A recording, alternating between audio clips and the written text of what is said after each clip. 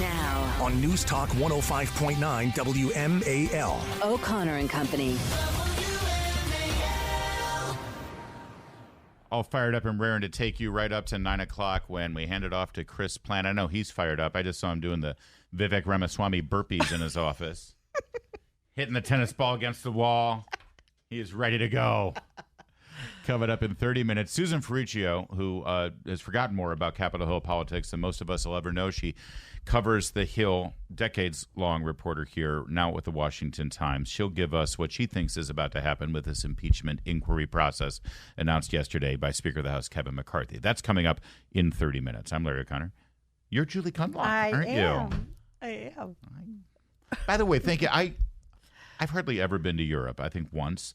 I went a couple of times this year. You gave me so many great trips because it's like a second home for you over there in Europe. Yeah. You are such a world traveler, and I've never been able to thank you for that. You're welcome. Joining us right now, Tom Neumark. We love checking in with Tom Neumark about the state of Frederick County schools. He is a concerned parent who has now begun Transparency in Education, transparencyineducation.net. Hello, Tom. Thanks for joining us. Yeah, thank you so much for having me. So tomorrow's the day you are planning. Well, first, let's start with tonight. There's a Frederick County School Board meeting at the Board of Education headquarters, and you've got a rally scheduled tonight at 5:30. What's on the agenda for tonight's meeting? What is the burning topic that you want people to show up for? So we're showing up even though they're refusing to put the topic on the agenda we want, which is their controversial gender policy that does secret gender transition. So they're refusing to put it on the agenda, and that's what the rally is about, is saying they need to support parental rights and actually consider what we proposed, which is allowing parents to know what's going on with their child. Yeah, and I love the way you put it, secret, because they'll say that they're doing gender-affirming care for children who are concerned that their parents are bigots or in some way will abuse them. But the way you frame it is exactly right. It is secret gender transitions. Exactly. And most parents, when they do get the knowledge that their child has questions here, they do the opposite of what our opponents say. They love their kids more. They're more engaged. They try to get them to psychologists. They really spend more family time. So, yeah, exactly. They're really kind of focused the wrong way. Could I real fast? I got to ask you, because whenever this comes up, if you could say to the school board, hey, what if a student is afraid that their parent will punish them if they get a bad grade on a test score? Are we going to withhold grading information from parents too? What do you imagine what their answer would be to that? Well, they probably ignored it because we've asked this before in emails, et cetera. How is this any different from a kid getting in a fight or the report card? Yeah. And they're making this special exception. That is absolutely the strategy. Just ignore these parents who ask questions. But I want to talk to you about parents who may not know this. We've just been talking about the so-called book banning hearing in the Senate yesterday, and that of course made some viral videos. But I think it's so important that some of the contents of these books be read out loud, because so many parents don't know that this is happening. And the same with the term gender affirming care. It sounds so nice. The language of the left is very smart in how they use language, and this sounds really nice. How do you want, I know this walkout is part of it, but how can we better educate people about the secrets that these school boards want to keep from parents? And really, really the bigger effort is to sort of separate parents from their children and tell children, your parents are not the authority. The school is ultimately your family and the ultimate authority. Yeah, absolutely. That's what we're seeing in all these policies, right? The age of consent for mental health care got lowered to 12, and now they're putting community health centers in our schools. So gender affirming care, which is really body denying care, you might call it, is denying what your biological sex actually is. It could be right down the hallway from your kids. So the way we educate parents, I think, is doing rallies like we're doing. We've held forums in the public library and really going on shows like yours, so more parents hear about the fact that this is real. This is not just happening in California. It's right here in Frederick County. Yeah. So tonight, starting at 5:30 at the Department of Education there, the Board of Education in Frederick County, that's where the rally begins. Now, what's going on tomorrow? Tomorrow's the big school walkout, right? Yeah, international school walkout. So I started a group called unteach.net that's working with transparency in education across the world, New Zealand, Australia, Canada, UK, we're walking out of schools. By walking out, we mean we're not sending our kids to schools tomorrow in protest of the overreach of parental rights. So we're calling it Unteach the Overreach of the government trying to become parents. And what are you going to do instead? Because it's not like a free day. You're not going to just play like Baldur's Gate 3 or something like that. What's are you going to actually do something constructive? Yes, so we're asking parents to, get involved in, go to a private school, investigate homeschool options, spend an educational day at the museum, things like that. So do something educational. I had to think of the nerdiest video game ever, didn't I? I couldn't think of something. You did. I was impressed. Call of Duty or something. How are things going in Frederick County? I mean, what kind of reaction are you getting? Do you feel like you're building up towards some level of critical mass there? I think so. We really are. We're expecting the biggest crowd we've ever had. The last time we did it, we had 400 to 500 show up. We told everybody, "Hey, bring one more person. Maybe we'll be in the 1,000 range. We'll see. We'll see how many we got. You never know." But we have Board of Education candidates speaking tonight who are going to run on our side, and they're going to run against this woke ideology. So I think some momentum is definitely building. What do you say to parents? And I'm one of these parents who I think you have an incredible cause, and I support it, but I worry about walkouts in schools. Yeah. They did this a lot during this, the sort of, they did Second Amendment walkouts, gun control walkouts, and they've done other walkouts. Right. When Trump was elected, the teachers in Alexandria, Virginia walked out, left the kids sort of stranded. What do you say to people who kind of don't like these walkouts, and why maybe make an exception for this one? Yeah, so two things. One is definitely it's important because this is the one big event we have for the fall. So if you want to send a message, this is kind of the one big chance. The other is every second Thursday we're asking parents to do something like this. Whether they want to walk out or not is fine, but they could also just send an email. They could question a teacher. They could do a Freedom of Information Act request. So we're asking parents literally across the world, do something, even if it's not having your kids walk out. Send an email to the principal and ask them what's going on, right? Ask the school board. Tell them you don't like the current policy. So there's lots of options. Great. What can parents do to get more information and maybe even join you, maybe organize themselves? And again, we're talking about Frederick County today, but I don't think I need to remind everybody, wherever you are right now listening to this is an issue that's happening in your school board. If it's not, you either don't know about it or it's about to happen after the next school board election. So where do you suggest parents arm themselves and get involved?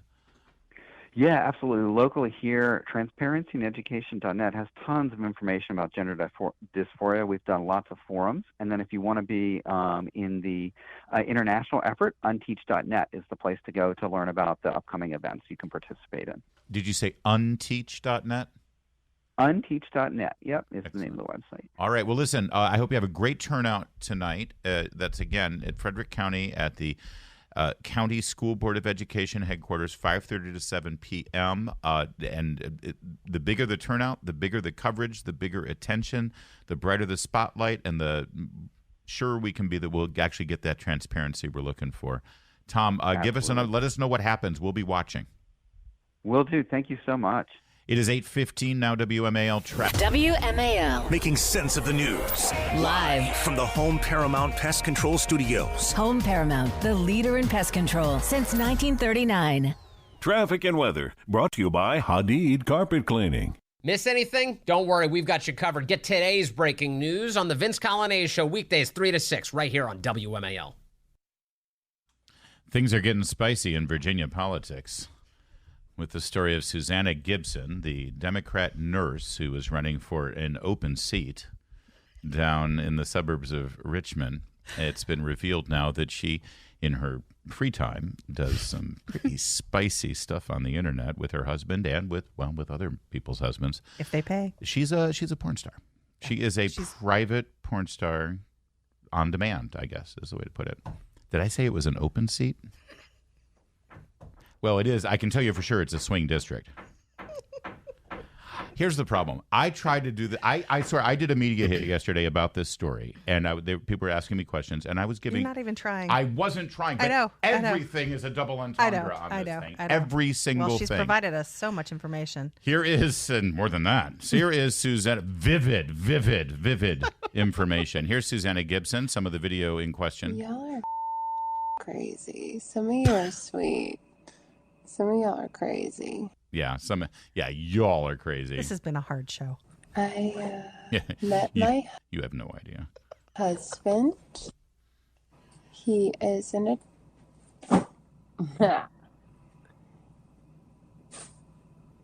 he's a stockbroker. I'm not gonna lie. He's a stockbroker, and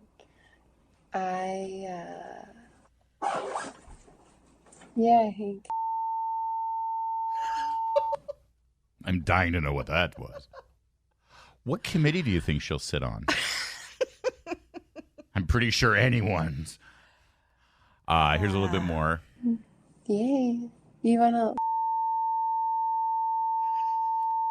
Good Lord. I mean, I'm a grown man. I've been around, and I can't imagine anything taking that long to describe.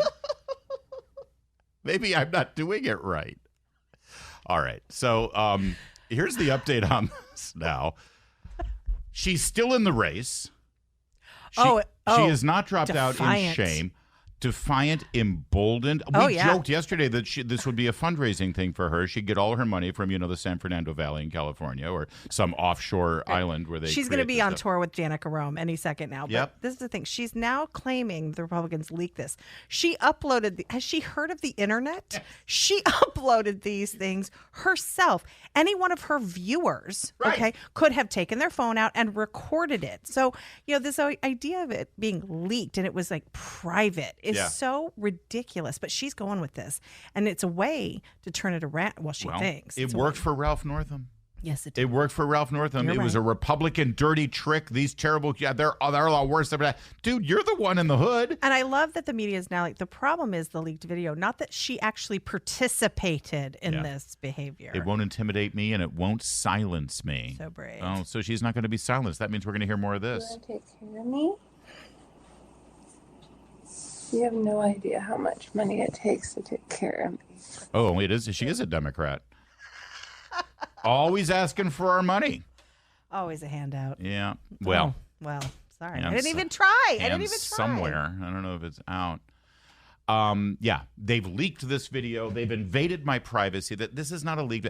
When you take the video and purposefully upload it personally yourself to a publicly available website, there's no leak. You've invaded your own privacy, not to mention other parts of your body. Earlier defenses of her, though, were really great. It's just the loving relationship between a husband and a wife for everyone to see. And if you give tokens, you can participate. You can see a whole lot more. That's right. It's 8:21. Making sense of your world. There are a lot of things that really tick me off. News Talk 105.9 WMAL. Making sense. Hey, remember Toko, the human collie? Toko is Japanese. He identifies as a dog, specifically a collie, and lives in Germany now. Made a big splash because he was being walked around on a leash. I'm saying he. Am I allowed to say he? I don't think so. Okay. It's a pretty lifelike costume that Toko uses. Toko now, Toko wants to meet a girl dog. Toko's very low. Here's a shock. Breaking news. Toko, the person who identifies as a dog, is a very lonely person. Yes. And wants to meet a girl dog. The very good boy. If only there was a solution. This is a $14,000 costume, and it looks like every dollar is well spent. Really impressive. Until Toko has to walk around on all fours, and then you realize, well, that's just a guy. The human canine has chosen to reveal the secrets behind his unconventional life. The reason I chose a collie dog breed specifically is primarily because I like raising them, said the doppelganger who wrote this. Heather, did you write this? Did you say doppelganger? No, that's got to be New York Post. That has to be New York Post. Doppelganger. Well, there you go. What are the odds that there's a woman out there who also likes to dress up as dogs? And also, what if she's not a collie? Now you're inbreeding. Now we're going to have a mutt. Isn't there sort of an animal dress-up movement? Oh, sure. It's called being a furry. Yes. Yeah. So is he a furry? No, he's a dog. But you know what? There's somebody for everybody. He's just a furry with a really expensive costume. Toko, the human collie who wants to hook up with a girl, I think we found the right person for you. I think I know exactly who the right match is. You want to... I want you to... That's one thing I cannot do. Yes, it is. I would do a lot of dirty things. See? She'll do it. You're going to work this. She'll dress up like a dog and do whatever you want for She's 500 with tokens. us. And she's going to be the next governor of Virginia, the way things are going. She's going to be with us on the show for months. We invaded her privacy. That's right. Yeah. And by the way, for 500 tokens, you can invade her privacy too. Susan Ferrechio next. WMAL-FM, Woodbridge, Washington, a Cumulus media station. Making sense of the news. News Talk 105.9. News now On News Talk 105.9 WMAL. O'Connor and Company.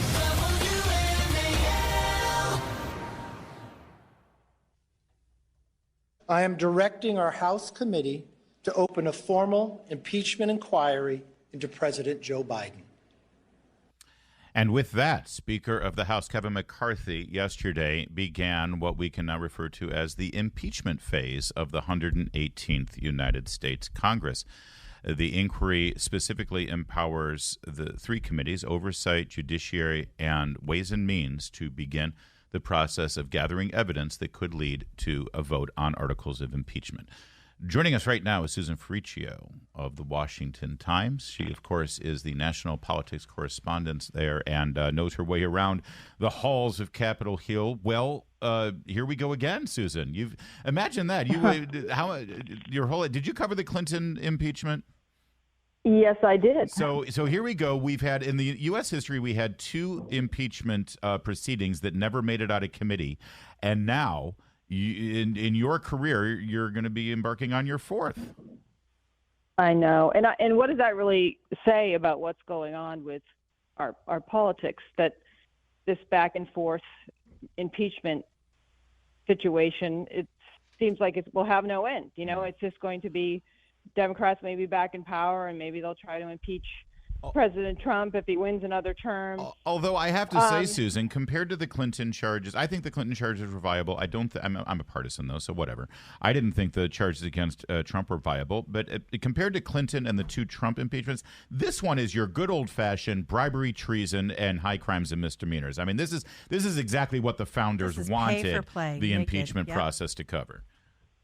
That's right. And the House committees that you mentioned have been working on this now for, the better part of a year, 9 months or so.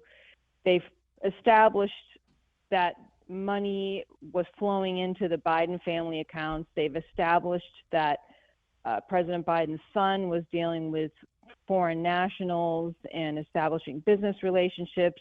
They've established that President Biden, while he was vice president, knew about these business deals and phoned in or dropped by these meetings and was potentially involved even further, if you're to believe some of the things that Hunter Biden was saying that were discovered on his abandoned laptop. There's physical evidence in terms of the money in the bank accounts, and then there's things Hunter Biden said, and then there's also witness testimony that establishes that Hunter Biden used his father to secure these lucrative deals, and at least in one instance, phoned his father from Dubai along with two senior executives of a Ukraine energy firm to talk to the vice president about the pressure they were under due to a corruption investigation in Ukraine. So you have a whole bunch of things here that really raise questions that may only be answered by the kind of power that these committees will get if they open an impeachment inquiry. They can issue subpoenas now and try to get this information. They could try to go to court and get, say, the Biden family bank account information. However, their authority is sort of stepped up if an impeachment inquiry is ongoing. At least that's been the case in the past. That is a justification for why Kevin McCarthy, the Speaker of the House, launched this inquiry to kind of step up the authority and powers of these committees who have already done a lot of this work and are likely running into sort of the extent of what they can get just as the majority with subpoena power right now. Susan, I love your thoughts on, I feel like I'm getting two messages out of Washington. from sort of political analysts. Some say this is a huge mistake. We're going to lose the midterms because of this, because the Republicans aren't focusing on real issues that Americans care about, which I have some sympathy for. My food bill is like painful every time I go to the grocery store, so I get that. But on the other side, you say if they don't do this, it'll show that they don't really care about this corruption in Washington. Where do you fall on that debate? Yes, that's a great question. There's certainly some Republicans who are concerned about that, and that's why, if you ask them, are they ready to vote to impeach the president? No. Are they ready to have an inquiry and look into it? Yes, because that will expose some things that the public can take a look at it and say, is this really worth our time, given what the things you just talked about, the economy and what's going on in Ukraine, other top issues, the border? How does this impact those things? The problem is that the president is that he's already polling so low on all these issues. And if you look at polling numbers, the public believes he had something to do with these business deals. There's clearly a lot of people, at least among voters polled, that are suspicious about the president's behavior based on what the House and the Senate, which had investigated this on the Republican side for years, have already uncovered about this relationship between the president and his son and these foreign business deals. So if it does take up every second of their time, and that's all the House is doing, and they're not voting on other things, I don't think Kevin McCarthy is going to allow that, because first of all, they've got a spending deadline, 15 days away from now, less than that. They've got to come up with a way to keep government open, this annual fight over spending, and I think they'll just churn along with some of the policy bills they've been working on as well. The House doesn't have a lot of power to get anything into law right now, because they're in the majority in the House, but not in the Senate, and they don't control the White House. So I think that's a concern, but it doesn't strike me as something that is going to really necessarily take them down in 2024. I say their bigger problem is some of these redistricting court fights that are happening right now, where it's such a narrow margin, and if they lose sort of the ability to win some of these swing districts that they have right now, then that's probably their bigger problem. Susan Ferrechio, real fast, just like within an hour of Kevin McCarthy making this statement about launching the impeachment inquiry process, Congressman Matt Gaetz had some very strong words and threatened to file a motion to vacate the speakership. Yeah. Can you give us some details about what that's about and what the beef is? So they want McCarthy to do a number of things on spending. They want him to hold the line, make sure the border. They want concessions on spending and on some other major issues before the House agrees to pass a temporary spending resolution or a final long-term spending resolution. And they are also saying that McCarthy didn't enact quickly enough to try to move this impeachment inquiry along. This is a small group of Republicans. They're not the majority in the Republican caucus, but they can have this motion that would call up a vote about the speaker. So if they do that and then say Democrats play along with these minority of Republicans, they could vote to oust the speaker. Then they'd have to come up with somebody new, and we could go through that whole process of voting where they can't agree on anyone. Remember, it was 18 votes to get McCarthy in there in the first place, something like that. The problem with Matt Gaetz's threat is that if he does it and it doesn't work and they aren't able to get this vote to oust McCarthy, they've kind of lost, kind of takes the wind out of their sails there. They've lost their kind of like their power to say, look what a threat we are. And I think they know that. I think they're threatening right now just to see what they can get, what more they can get. But they know that if they pull this stunt and kick McCarthy out, there really isn't anyone on the bench right now who's going to quickly get 218 votes, or wherever the majority is right now. So and then there's a big disaster for Republicans. Real fast, Susan, just 30 seconds. But on the impeachment thing, do you know of those three committees? Do you know, have they given extra budget, extra staffing to be able to handle this impeachment process? Typically, the lead committee right now, it's the oversight committee, will have additional. They'll get special staff for this, funding, and they'll get all that stuff. And That's it'll be critical. run by House Oversight Committee this time around. All right. Thank you. That is critical. Appreciate it. Susan Ferrechio, she knows her stuff. Washington Times. Thank you. It's 8:45 WMAL traffic and weather every 10 minutes. The time to check in now with Julie Gunlock on the whole co-pair situation, because you are going on that get fit, get nutritious, lose weight sort of journey with co-pair, specific with co-pair RX. What's the latest? Yeah, well, as you know, the truth is out there, and apparently the truth shall be revealed this week, tomorrow, there will be a briefing from NASA to focus on data collected with regard to UAPs. Why do they have to rename everything? Unidentified anomalous phenomena. Yeah, UFOs. A UFO, for God. UFO. We're Gen X. Little men from Mars. Yes. E.T. With their anal probes. That's what they do. Whenever you talk to somebody who's been abducted by aliens, it's like you're only 30 seconds away from hearing I thought about you were talking about Virginia politics. Oh, no, that's a whole other thing. But that'll cost you extra. The report is not a review or assessment of previous unidentifiable observations, NASA says. And NASA, by the way, defines a UAP as observations of events in the sky. Okay, this is boring. They cannot be identified. Yeah, this is boring. Can we get to the Mexico alien bodies? Yeah, they found little alien bodies yes, made out of paper adorable. mache. This is the fakest thing I've ever seen. They're in little coffins. Alien bodies seen in Mexico. Congress clarified, not illegal aliens, by the way. We're talking real aliens. Ah, got it. Just want to yes, make they sure. are very small. They are. They look like Dobby. The little Dobby from Harry Potter. They do. But emaciated, like been out, very skinny, dehydrated and skinny, and they're fake. They're incredibly fake. They're very fake.